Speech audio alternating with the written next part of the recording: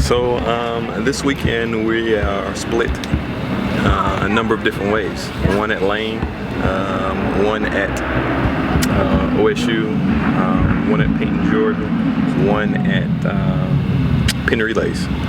We'll get a chance to go there and run some relays, see some competition, be on the East Coast, advertise our brand, and then the rest of these meets will be to continue to put us in a better situation heading into championship season. Outside of that, pretty low-key weekend last weekend where we were off and had a chance to go back and retool. So we'll see what this week what we get.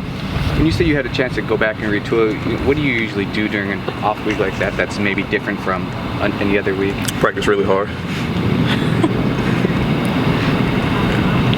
How do you, can you take us through the thought process of who you decide goes to what meet this week, and like why certain people aren't going to Penn, or why you decided to send certain people to Peyton Jordan? You know, what was the strategy? Peyton Jordan is a distance relay meet. If you look at their other events, they're not as strong.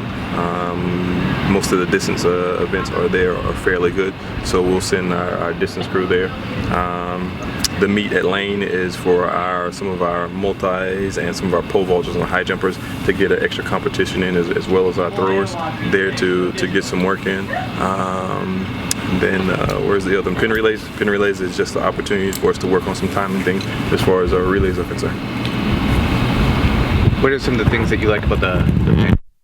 It just seems like there's different events that you traditionally wouldn't run. Is it a little bit more fun? Yeah, it is fun. It is historic. It is iconic. Everybody always wants to go to the Penn Relays. Drake Relays is another meet that is kind of iconic and fun as well.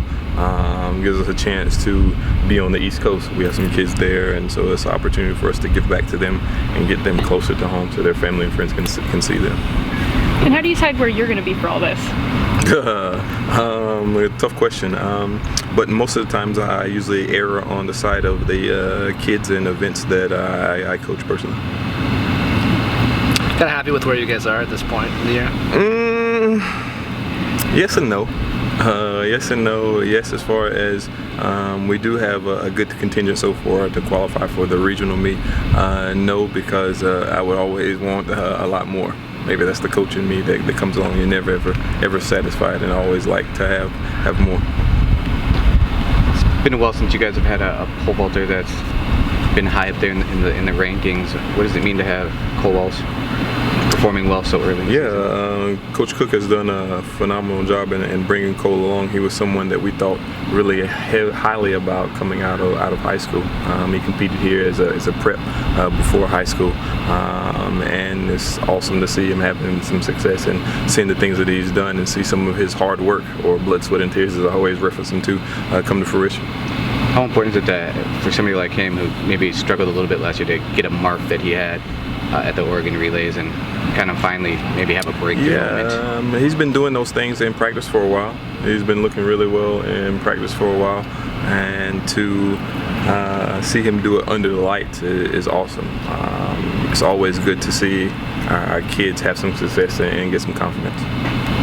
Is there anything specifically you guys are looking to improve on, this weekend? Yeah. We're always tinkering, always working on something. Nothing is ever set in stone. Maybe a few more reps to work on my jump shot. Maybe my free throw percentage can go up a little bit. So those are the same things that we're always tinkering and working with. Whether it be a start, whether it be finishing, whether it be saving throws, whether it be getting over the bar. Those are all things that we work on in track and field. Your women's 4x1 team, it just keeps getting better and better this year with each race. Do they have the potential to get the collegiate record? I knew this question was coming. Less about their record and more about us just going out there and executing. That's something that's out there. Tiger Woods wants to break Jack Nicklaus's record of 18 majors. It's just a target that's out there for the world to shoot for. That team that set that record set it, I want to say maybe they set it here, or would have missed breaking it here in 2010. Really, really good kids that set that record, and I think we got some really, really good kids that are trying to chase that record. It is what it is. If we do what we're supposed to do, those things will come.